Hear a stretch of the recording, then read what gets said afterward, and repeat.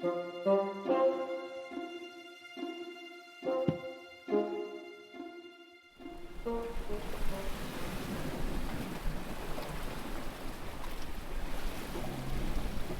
reminds me of when I was a boy.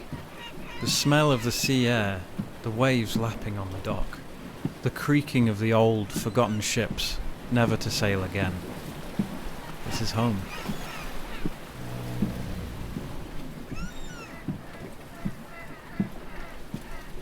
On these docks, my father always grabbed my hand so tight it felt like the blood stopped, but since losing my mother, he only had me. We only had each other.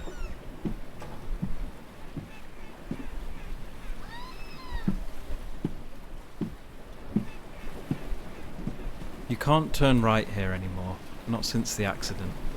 They installed gates and fences to keep people away from the scrap.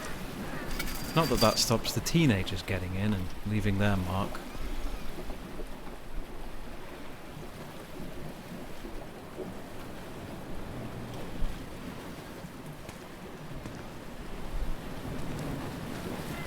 The looming silhouette of the ships in the evening here really shows their scale.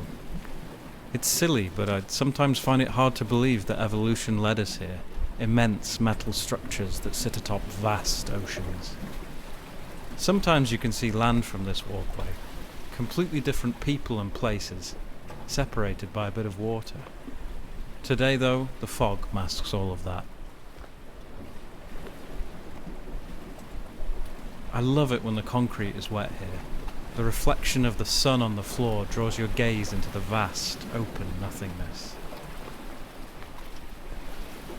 I often wondered what it would be like if I turned this corner and the walkway just, ended.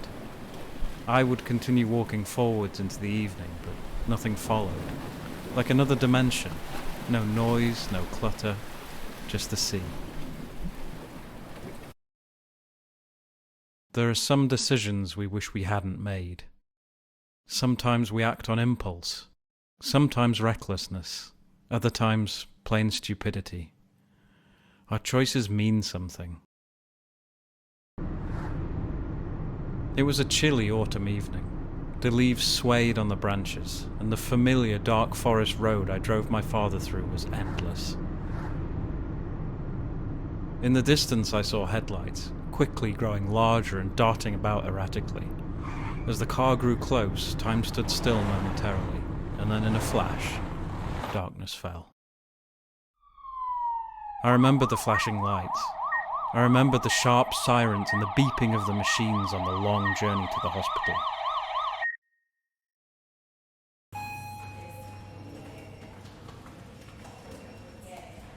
I can hear the staff bustling around.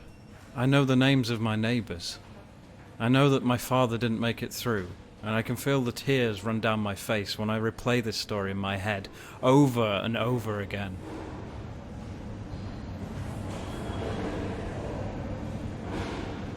I wish I knew how to wake up.